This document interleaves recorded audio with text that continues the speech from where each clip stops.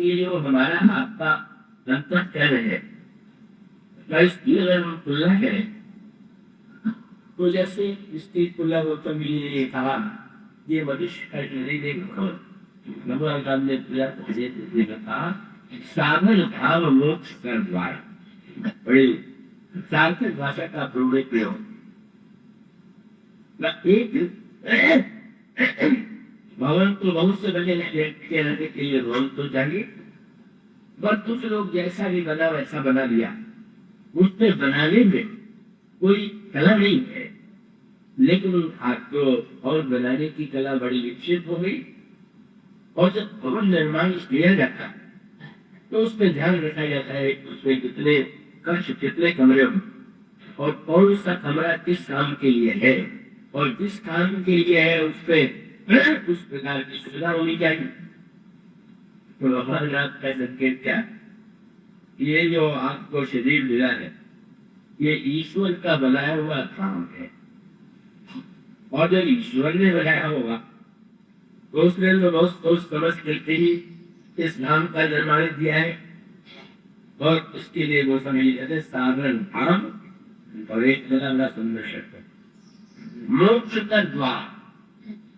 जब भवन बनाया जाता है तो ध्यान रखा जाता है इसमें निकलने का द्वार अवश्य उसका आती है कि अगर जैसे कारागार है, जेल खाना, तो कारागार की दीवारें तो बड़ी दृढ़ होती है, आपके लड़ने के डर से बजाने जितनी अनेक दृढ़ जो दीवारें होती है कारागार की होती, और पाले वाले भी बड़े पहले भी खूब है वहां पर, और उसमें कहीं आप जो रखने वाला कैदी है उसको कोई स्वतंत्रता नहीं, अब वो बंद कर दिया गया है, वो बंद रहना है, जो उससे कहा जाएगा वो कहना है।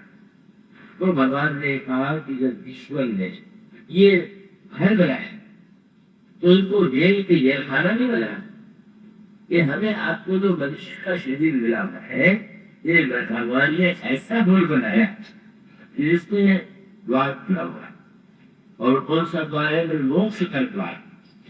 इसका अर्थ ये है कि कारागार में भी द्वार और घर में भी द्वार, पर कारागार के जेल खाने के दरवाजे में क्षमता नहीं है, और आपका जो घर है उसके जो दरवाजा है उसकी विशेषता यही है कि आप जब चाहते हैं तो उसे बंद कर लेते हैं, तो जब चाहते हैं तो आप खोलें, जब चाहते हैं तो आप बाहर से भीतर चले जाते हैं, और जब चाहते हैं तो भीतर से बाहर नहीं जाते। भगवान के मानो ये बताए, ये न सोचते थे ये जो पशु है, इन पशुओं का पक्षियों का जो शरीर है वो तो जेल खाने में, पशु और पक्षी जो है तो लड़ने का जो स्वतंत्र नहीं, वो तो जैसी प्रकृति बना दी गई है उस प्रकृति के अनुकूल कार्य करने के बाद अगर से मांसाहारी है तो मांसाहारी है, कोई निर्णय नहीं करेगा कि भाई पितालसी व्रत रखना चाहिएगा, मांसाहार नहीं करना चाहिए, उनको प्रकृति नहीं उसका निर्माण करती। पर मनुष्य शरीर जो है उसकी लक्षणता ये है, ये तो सचमुच जिसमें द्वार आपकी स्वतंत्रता है, तो उस शरीर को जितना संकेत दे दे, इस साधित धाम शरीर में 4 कक्ष है, मन वाला कमरा, बुद्धि वाला कमरा, चित्त वाला और अहंकार, ये 4 कक्ष है, और ये अलग अलग कामों के लिए बने हुए। जैसे आप घर में स्वागत कक्ष बनाते हैं, पहले यहाँ पर आप कोई बाहर से जाते हैं तो उसको बैठाते हैं, तो हमारे आपके भीतर की एक जो बुद्धि है ये लोगों को बैठाने वाला कमरा, ये सबसे अधिक जो ध्यान रखते हैं कि हमारा जो बैंक हो वो सबसे बढ़िया समझा है, क्योंकि वो तो दिखावा उसी में करना, सारा दिखावा प्रभाव तो इसी से पड़ेगा।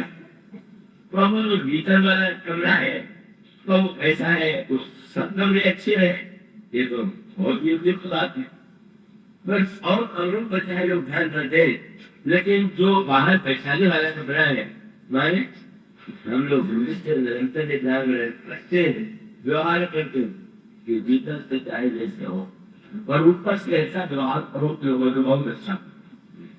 ये हम लोग कृति का उपयोग निरंतर इस रूप में क्या ही करते हैं। मन मन में कुछ भी हो पहले बोलेंगे, कोई व्यक्ति उगाने लगे, आप तो चिट्ठी मेरे ध्यान से जाए और वो पूछ दे कि आपको कोई गाली सुन रही है, आपको कष्ट तो नहीं हो रहा है, तो नहीं बड़ा उनका उनका अभिप्राय है कि आपके बच्चे कुछ है और पृथ्वी में आपके कुछ है। तो ये जो पृथ्वी का वो व्यक्ति का वास्तविक चित्र जो है वो बुद्ध की स्थिति में तो दिखाई नहीं देता। और उसके बाद बुद्ध के कक्ष के साथ साथ ये जो मन का कक्ष है और उसके साथ साथ मन के कक्ष में यहाँ पर इसको इसलिए व्यक्ति के सोने का होगा। और उसका अभिप्राय है कि कितना व्यक्ति जहाँ होता है वही श्वास की रूप दिखाई। और उसका अभिप्राय ये है कि बाहर आप क्या है वो तो आप लोगों को दिखा देते हैं, पर भीतर इसीलिए रामायण में सब किया जाता है। जब श्री सीता जी की खोज में लंका की ओर गए तो सीता जी मूर्तिमती शांति है, शांति रूपा सीता रावण के द्वारा अपहृत कर लिए क्यों है। मानो कहा जा सकता है कि संसार में अच्छा ही अच्छा व्यक्ति ही नहीं, बुरे से बुरा व्यक्ति भी शांत किया। रावण शांति चाहता है, पर शांति चाहने का जो उसका मार्ग है वही मार्ग है जैसा संसार में लोगों में दिखाई देता है। क्या उसने सीता को रावण से अलग है, छीन करके शांति पाने की चेष्टा। उसका पहला सूत्र ये कि आप शांति पाना चाहते और ये निर्णय करें कि दूसरों की शांति छीन करके आप शांति पाए, तो ये जो मनोवृत्ति है ये असली मनोवृत्ति है, यही रावण की मनोवृत्ति है कि हमें तो आनंद मिले, हमें तो शांति मिले, दूसरों से हमें कहने। तो ऐसी स्थिति में तो रावण जब शांति रूपा सीता का अपहरण करता है तो वहां तो सीता जी शांति के रूप में रही। जब आप दूसरे की शांति छीनेंगे तो आप कैसे शांत कर सकते हैं। बल्कि कहना चाहिए कि लंका में पहले जितनी अशांति थी सीता जी के आने पर और भी अधिक अशांति बढ़ी। और इसको आध्यात्मिक भाषा में कहें तो और सीता जी शांति। उसका अभिप्राय कि जब भी जीवन में शांति मिलेगी तो ईश्वर जब हमारे जीवन में प्रवेश करेगा वो शांति मिलेगी। और ईश्वर को हम अलग करके कहेंगे और शांति पाले वही दशा होगी पूरा में। और उसके पश्चात हनुमान जी को भेजा गया श्री सीता जी का पता लगाए। लंका में जाकर के देखो सीता कहाँ, और हनुमान जी सीता जी की खोज में चले, शांति की खोज में चले। और लंका को हनुमान जी ने जितनी गहराई से देखा, जितनी गहराई से समझ, और वही यह संकेत करता है कि बाहर से किसी व्यक्ति को आप दूर से देखे और लंका 400 कोस होने की, लंका में इतने बलशाली व्यक्ति हैं कि रावण ने सारे संसार के देवता मुझो मनुष्य सबको हरा दिया। रावण शक्तिशाली, रावण बुद्धिमान, रावण के पास अगाध संपत्ति। आज भी एक दूर से किसी व्यक्ति का सोल संपत्ति देखे, बहुत ऊंचे पद पर बैठा हुआ देखे या तो और विशेषता देखे तो दूसरे लोगों को लगने लगता है सफल व्यक्ति है। इसके जीवन में तो था संकेत ये है कि हनुमान जी ने जाके देखा कि ये दूर से जैसे लगते हैं भीतर से भी वैसे है क्या। और सचमुच हनुमान जी ने जो देखा वो आत्मी सत्य हुई। क्या आप जिन्हें दूर से बहुत समझे बैठे हैं कि वो बड़े सुखी होंगे, वो बेचारे इतने अशांत मिलेंगे आपको, ये आपको लगे रहेगा कि सचमुच दूर से इन वस्तुओं के द्वारा ही अगर कोई व्यक्ति शांति पाना चाहे तो उसकी जगह। तो श्री हनुमान जी लंका में जाते हैं, बट बहुत सुंदर से कई रूपों में हनुमान जी ने लंका को देखा। पहले तो श्री हनुमान जी समुद्र को पार करके गए तो एक बड़ा विशाल पर्वत है, उस पर हनुमान जी चले और वहीं से खड़े होकर के उन्होंने चारों ओर देखा, लंका है। जब गोस्वामी ने कहा लंका देखी मैंने लाई अति दुर्गम से की आश्चर्य नगर दिखाई पड़ा। ऐसा लगे सुंदर चौभक्त हट सुभक्त दीर्घि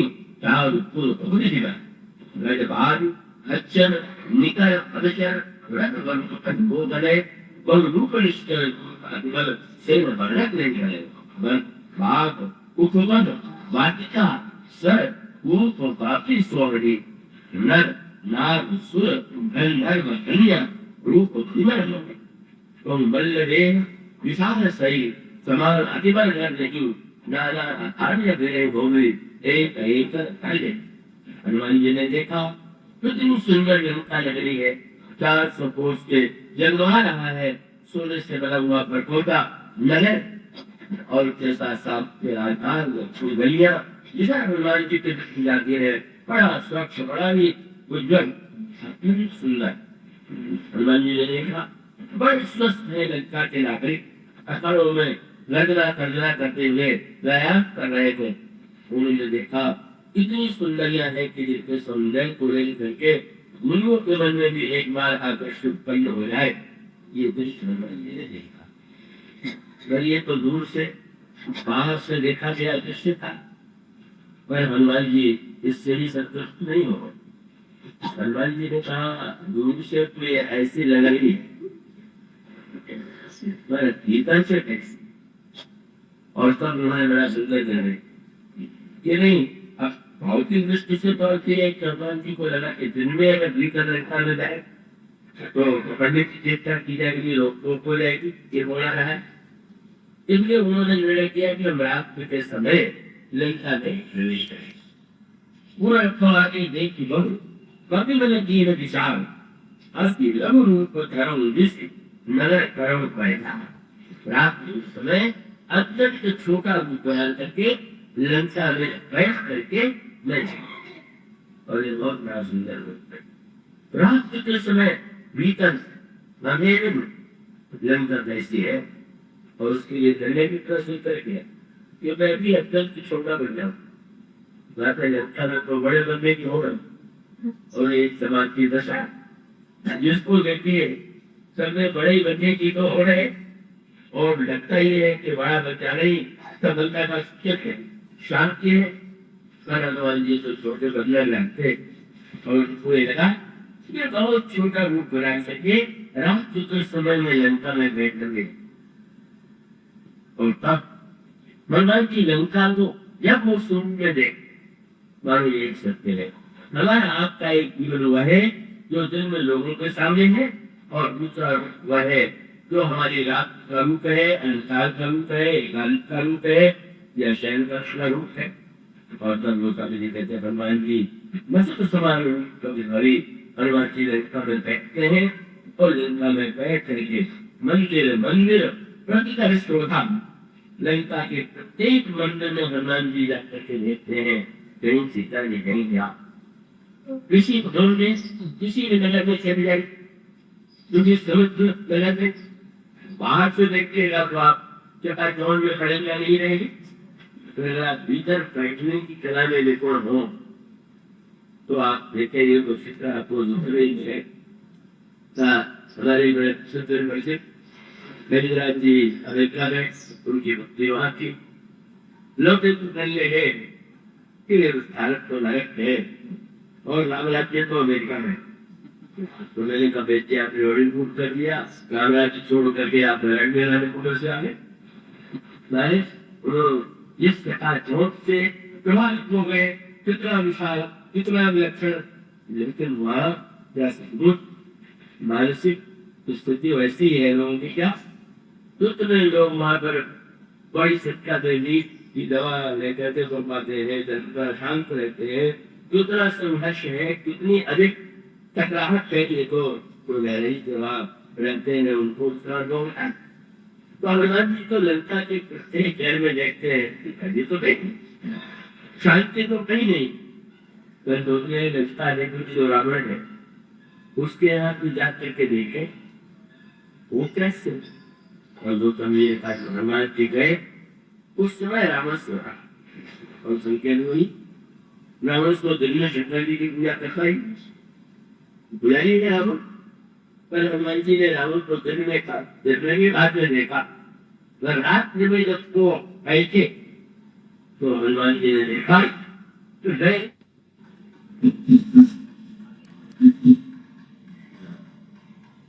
उसके हनुमान जी वो समय बहुत सुंदर शक्ति है। रावण जी गया दशाली मंदिर में और हनुमान जी ने जब जाकर के देखा तो अति विचित्र तैयार से है। वो इतना विलक्षण भवन था कि उसका वर्णन किया जा सकता। पर यहाँ दशानंद शब्द के पीछे और दशानंद मंदिर के पीछे एक विशेष संकेत। दशानंद से होगा रावण का अर्थ को लग रहा है और दशानंद का अर्थ है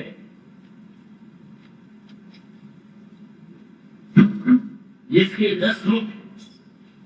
अब इस 10 रूप और दशानंद मंदिर इसके पीछे कहानी। आगे चलकर के गोस्वामी जी ने कहा जब वो दशानंद मंदिर में गए तो वहां पर देखा कि रावण सो रहा। स्वयं ये देखा पवित्र ही लिप्त मंदिर में नजदीक बैठे। आशा तो ये थी कि रावण ने सीता को लाया है सोते मार्ग में इससे रखा होगा। पर हनुमान जी ने देखा कि रावण सो रहा है और उस मंदिर में वैसे ही नहीं दिखाई दे। ये रामायण की एक विशेष माया। सीता जी का नाम भी अनेक नाम है, जानकी नाम है, सीता नाम, पर उन्होंने वैसे ही नाम। और रावण के भी अनेक नाम है लेकिन उन्होंने दशानंद नाम दिया और इससे विशेष विशेषता है। वैदेही का अभिप्राय ये है कि जो देह से ऊपर देव विदेह है उनकी जो कन्या है वो वैदेही।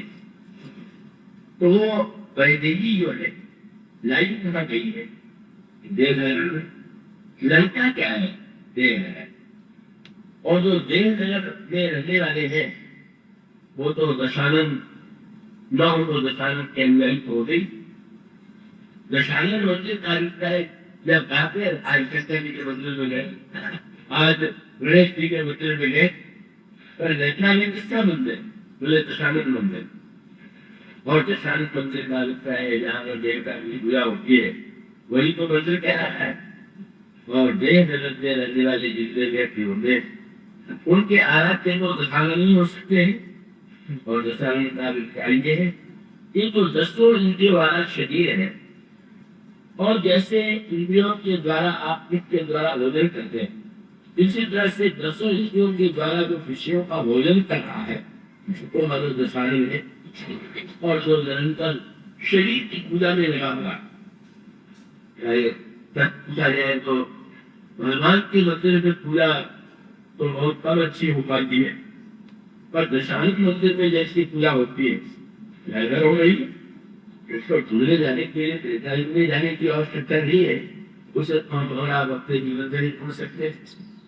दशानंद मंदिर का अभिप्राय शरीर की पूजा और देर तक पूजा होती है। और स्थान से तो बड़ी हाथी हो जाएगी तो गौ बन जाएगा हो गया पूजा हो गई। और शरीर देवता की पूजा तो प्रातः काल से लेकर के 2400 घंटे अगर किसी की पूजा देवता की जाती रहती है तो शरीर लेगी। और इसी रामायण में बहुत बढ़िया बात है किसी ने लक्ष्मण जी के समान तो कोई सेवक हुआ ही दूसरा बिल्कुल नहीं। लक्ष्मण जी इतने बड़े सेवक थे हम लोग भी उतने बड़े से अंतर इतना है कि लक्ष्मण जी श्री राम की सेवा करते पर लक्ष्मण जी श्री राम की सेवा कैसे करते थे इसके लिए कौन सी ऊपर की आज गया आपको बड़ा बहुत वो कभी कहते हैं सेवन लखन श्री रघु भी है पुरुष शरीर इतनी सेवा दुकानदार से सुपारी लेने के लिए गए तो पूछ देता था कि खाने के लिए चाहिए कि पूजा की, खाने के लिए चाहिए तो बढ़िया चाहिए, पूजा के लिए चाहिए तो खोपड़ी क्या ध्यान, और उनको चढ़ा लेने का वो तो सभी दिखाई देता है। पहले बात पूजा करते हैं तो उसका युवा होता है, अब वस्तु चढ़ाना चाहिए तो एक धागा चढ़ा देते हैं, बस ना भाभी बस मेरी आपको तो इस तरह से बस देने के स्थान पर एक धागा दे दे, बहुत रास्ता भावे बस इसी को धारण कर लीजिए, इसकी शरीर प्रेरणा भाई ये प्रसन्न रहने चाहिए। और देवताओं को तो क्या है, अधिकांश वस्तुओं को केवल पंडित जी जितने मन में बोलते हैं उससे अभाव व्यक्त तो अधिक होता है, इसके अभाव में ये नहीं, इसके अभाव में ये नहीं, और सबके अभाव में केवल कल्पना ही व्यक्ति। तो शरीर देवता की पूजा सोने के लिए कैसा प्रबंध होता है, कैसे ध्यान रखा जाता है, न उचित जाए, ये है वेद मंत्र। पर गौतम जी ने कहा वेद मंत्र में तो यही कहा मिले, वेद मंत्र में रह करके भी जो विवेक व्यक्ति में हो, यदि तो देव छोड़ ले, देव से ऊपर उठ जाएगा, पर देव व्यक्ति से वो व्यक्ति उठ नहीं सकता, तो व्यक्ति को शांति जीवन में चाहिए, उसे तो निरंतर अशांत रहना ही होगा। और हनुमान जी समझ गए कि भले ही लोगों को लगता हो कि रावण सीता जी को ले गया, तो रावण के जीवन में कहीं शांति नहीं है, और ये तो घोर तमोमयी रंग जागरूक रूप में जैसा दिखाई देता है वो तो एक संकल्प है। और तब से हनुमान जी जाते हैं विभीषण के भवन के पास, और जब विभीषण के पास गए तो हनुमान जी ने देखा बस खड़ी करके, और अंदर दिखाई पड़ी है। जब हनुमान जी भवन एक पूरे दिख सुहावा हरि मंदिर का चिन्ह, हरि मंदिर था विभीषण के भवन के पास, वह सूत्र देख रही था। विभीषण जो है लंका में रहते रावण के छोटे भाई, और इस अर्थ में यही सोचा जा सकता है कि जैसा रावण होगा वैसा छोटा भाई रावण के नगर में रहने वाला रावण के समान ही तो होगा। एक क्षण के लिए भगवान जी के मन में भी आया, विद्य में इधर आया, लंका निष्ठर निकल निवासा सत्यंत निवासन, इस राक्षसों की नगरी में सज्जन कहाँ निवास करे, कैसे? और ये था कि इधर भगवान की गणना करत करें तो लगा पानी समय विभीषण था, बस क्यों नहीं वो तब कर रहे थे कि विभीषण की जगह रामायण में एक सूत्र दे दिया गया, सत्य को भयकर ढूंढ रहे लोग के पास जा रहे, पर परिभाषा एक रही, सत्य के आने पर भी जो सोया रह जाए वो शामिल, और संत के आने पर जो जग जाए वही नहीं। और जागृत होकर के जागृत ही नहीं हुए। हनुमान जी ने देखा कैसे विभीषण जागे तो लड़के सबसे पहले ये तो बड़ी कसौटी है, रात से सो करके उठने के बाद सबसे पहले आपका ध्यान पाएगा किस मजलू कर जाता है, क्या अशिलत आपको ऐसे निकलता, ये तो बहुत बड़ी परीक्षा है। और ये सूत्र है, इसलिए निद्रा का बड़ा महत्व है। और निद्रा के बाद जब आप जागते हैं तो जागते ही आपका ध्यान बस शरीर की खुदाई से प्रारंभ हो जाए, ना नींद बसने की बस प्रातः काल होते ही हो जाती है। आप स्मरण इसका कर रहे संसार में तो आपको व्यवहार करना ही है, तो व्यवहार करने से पहले आप सोए पाते, सोए हुए के जहाँ वहीं से तो आता नहीं।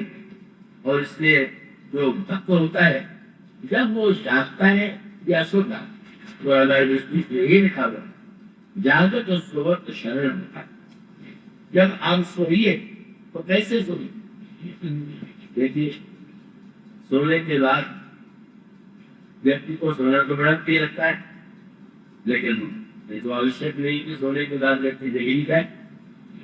कई व्यक्ति सोते हैं सोए सोई बैठ चला जाता है, ताकि चीज करने को भी नहीं है।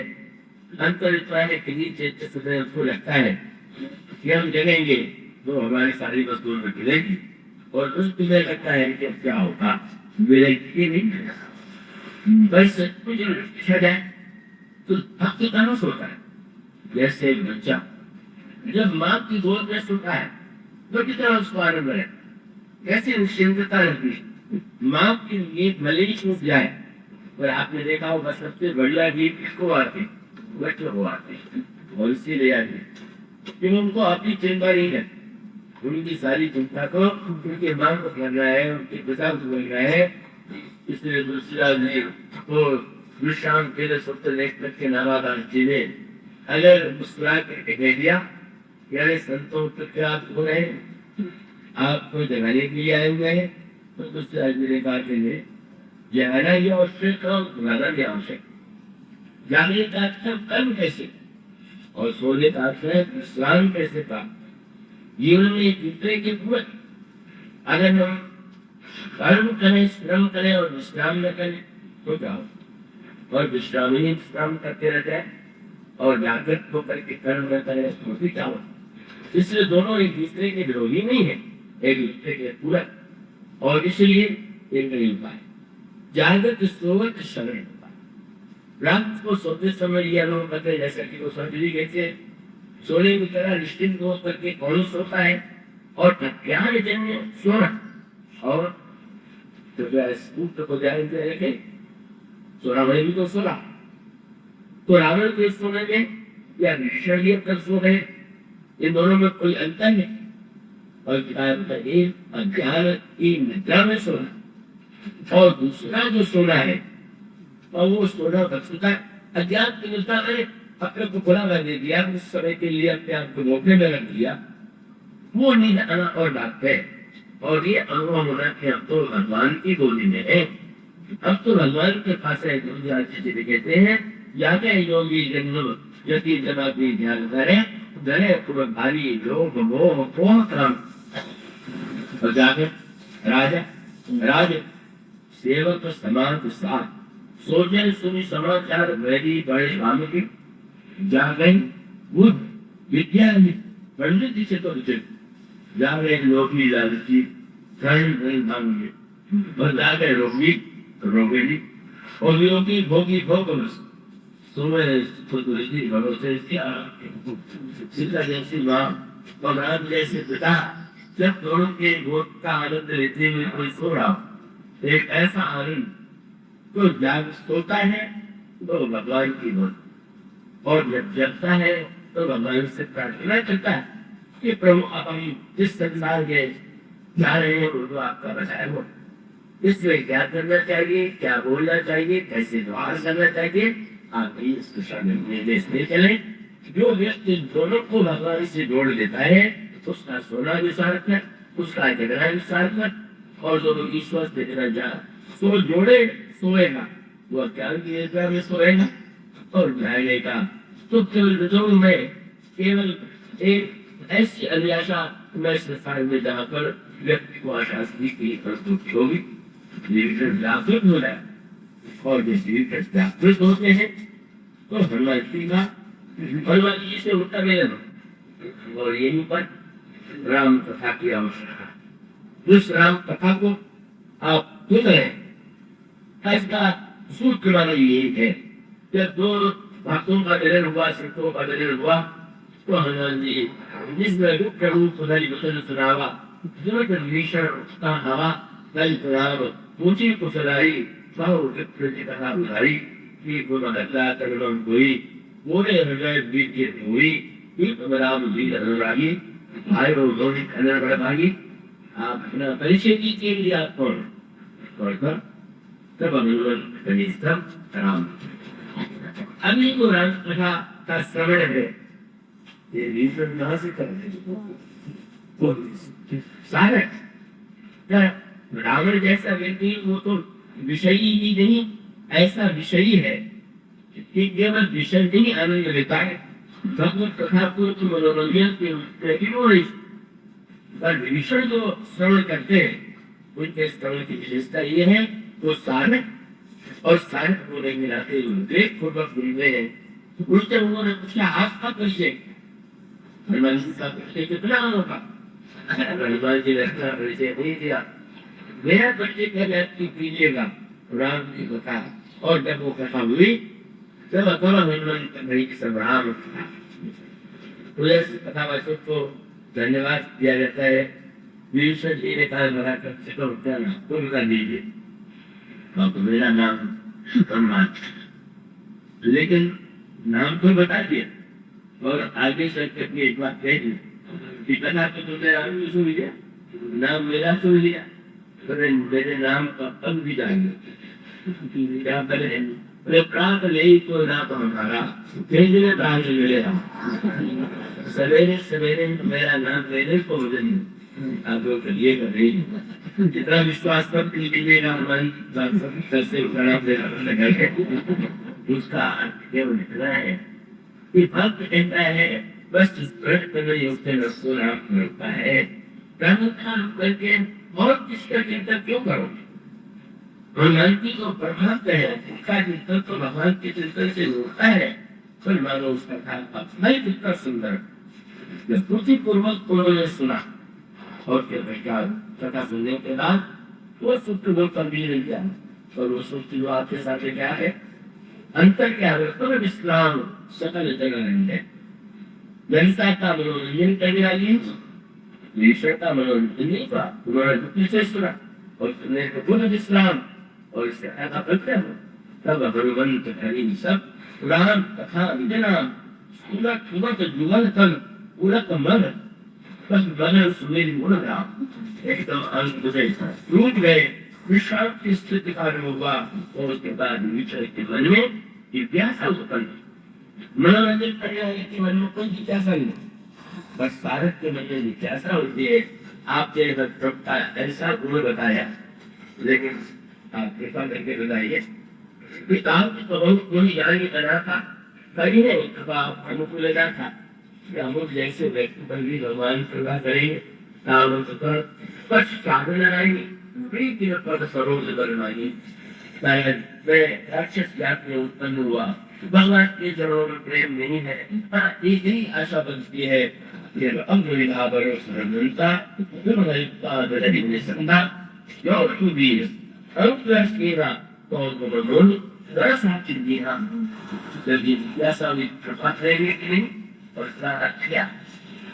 वो अपने से होना है।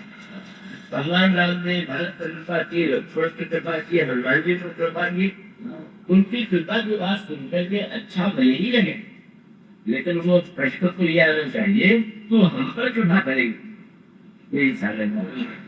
और जब उन्होंने कहा दूसरा हनुमान जी ने कहा जिस प्रश्न का उत्तर तो तुझे देख लीजिए तो उत्तर आपको दे जाए क्या?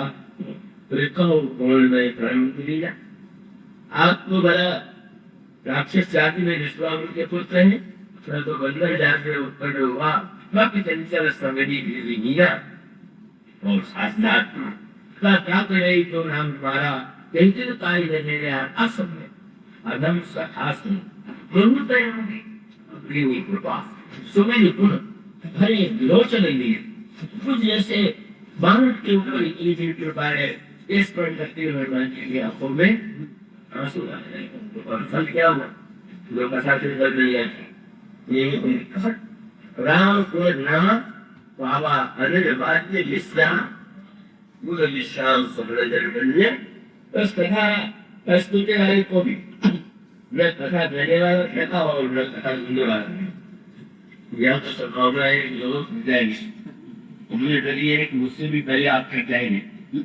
अगर बहुत सहयोग रहता है तो तरह से ओर देखता है तो सबकी कथा चलेगी। वह कथा तो फिर शरीर की बात और होती है, पर वस्तुतः आपको ऐसा विश्राम मिलना चाहिए। तो इतनी बड़ी वस्तु की रचना किया, लिखते लिखते थके हो गए। उन्होंने कहा संसार में लेकर संसार की वस्तुओं को लिखने वाले थकते हैं। और जब मैंने ये लिखा तो फिर क्या हुआ? की कृपा लोने मत मंत्र तुलसी लागम वायो परम इस्लाम राम समान करुणा ही को मैंने तो परम इस्लाम पाने मानो लाख बुधवार व्यक्ति भी थकने के बाद तो विश्राम चाहता है, इस तरह से बुद्धि से जब सुना और सुनने से विश्राम की अनुभूति हुई तो एक कथा का सुंदर पर इसके साथ ही एक और साबिता ये है कि मर का तक है तो मानो सोने का बंगला है उसने रात के समय और रात में तो सपने आते हैं उसमें व्यक्ति के सपनों के द्वारा ही पता चल जाता है कि हमारे मन में किस प्रकार की वृत्तियां विद्यमान है। तो एक अंश लेकिन एक कक्ष का है जो भोजन का कक्ष है और ये अहंकार का कक्ष। मनुष्य को शरीर के लिए जितना भोजन नहीं चाहिए उतना अहंकार के लिए भोजन चाहिए। हम की वृत्ति कैसे हो 5 दिन के बाद भी भोजन ही नहीं चाहिए और चाहिए और चाहिए और चाहिए। एक सबसे अधिक पूर्ण भोजन वो दूसरा भी पूर्ण तो ये जो भोजनालय है जहाँ निर्णय करता रहता है संसार के समस्त ग्राहकों का और ये मन है जहाँ सोते हैं बुद्धि है जहाँ से लोगों से व्यवहार करते हैं और एक अंतरंग कक्ष और है और इसी का नाम चित्त है।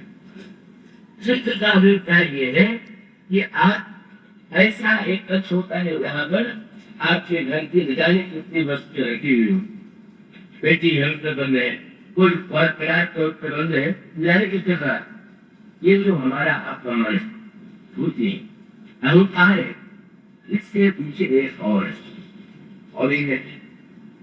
और जैसे आपके एक कमरे में जाने कितनी तरह की वस्तुएं सही पड़ी इसी प्रकार से चित्त काल दिए है इस जन्म में मिले पूर्व पूर्व जन्मों के लिए संख्या जहाँ पर संचित है उसी कारण और इसीलिए जैसे आप पता है हम कोई कपड़ा पहने हुए और आप भीतर कमरे में गए वहां अपनी बेटी खोली नया कपड़ा निकाल कर गए ये जो मनुष्य को चलाने का ये बुद्धि ये मन इस तक के नीचे रहता है जो संस्थाओं से और वो संस्थाओं से लगा हुआ चित्त जो है दिखाई नहीं देता उस प्रजय को कोई किसी को जाने तो नहीं करता। जहाँ आपकी सारी वस्तुएं अच्छी बुरी हर की रखी हुई है उस कमरे में तो आप किसी को जाने नहीं देगी वही है चित्त। और इस चित्त का सदुपयोग क्या है और इसका उत्तर यही है कि मन से आपने सुना बुद्धि से विचार किया पर भीषण की पूर्णता जीवन में तो कथा सुनते कि विश्रामवाद या दृष्टि में गए जब तक वो भगवान की शरण में नहीं पहुंचे और भगवान की शरण में जब पहुंचे तो भगवान कथा का फल क्या हो मन से सुना बुद्धि से समझा और जब मैंने जो सुना उसको अपने जीवन में पाने की चेष्टा किया और उसमें पाने विभीषण के जीवन में परिस्थिति आई बातें है अगर वो भगवान के पास पहुंच गए भगवान की शरण में पहुंच गए तो मानो ये अंतिम फल है तो जब वो भगवान के निकट है भगवान के निकट है और जब वो भगवान के पास पहुंच गए तो भगवान से लगा के पूछा ये विभीषण की कुशल स्थित है उन्होंने कहा महाराज प्रश्न भूतकाल के विषय में वर्तमान के विषय में तो भूतकाल के विषय में तो समझ ही नहीं थी कि वह कहाँ कुशल हो और वर्तमान में आपके पास आने के बाद भी अगर आप कहें कि कुशल नहीं है तो इससे बड़ी दुर्भाग्य क्या होगा इसलिए उनको की संस्कार है आप इसलिए मिलते हैं तो पूछते हैं दूसरा भी कह देता है भगवान की कृपा है आपकी कृपा है कोई कृपा है पर कभी किसी ने कह दिया तो भगवान का बन गया कि तुम्हें जीवन का संकट पूछते रहते हो कोई बुरी घटना हो गई क्या उन्होंने ये कहा यह गुस्सा नहीं कहता बस जिन्होंने बचाने को और काया हुई न मन हुआ तो कुशल खाते हो जब माया और बन दोनों ही नचा रहे थे तो काय का कुशल है आज भी चलते नहीं यही कहा अब पद दे कुशल जो तुम तीन जान क्या है वो शब्द का सब नहीं कुशल जीव पुनः सबने मन विश्राम जब लगी नाम रोग नाम हम लोग आप हृदय में नहीं आ जाते समाप्त नहीं हो जाती है को विश्राम कैसे मिलेगा। परंतु ये स्थिति है चित्त में आप भगवान को रहा है, बस चित्त में बहुत सी वक्त है। एक घंटे का भजन में बड़ी झंझट है, तो महात्मा भी कार्यवाही करते खाली हुए झंझट भगवान के लिए पानी समझते हो। चलो बस आता है कि जब हमारे चित्त में ईश्वर आया है बुद्ध में शुद्ध में और चित्त में यही जब वो चित्त ऊट बन जाए असल चित्त बन जाए भगवान आ जाए तो राम बन जाते चित्त चाह तो इसी सुबह चले हो गया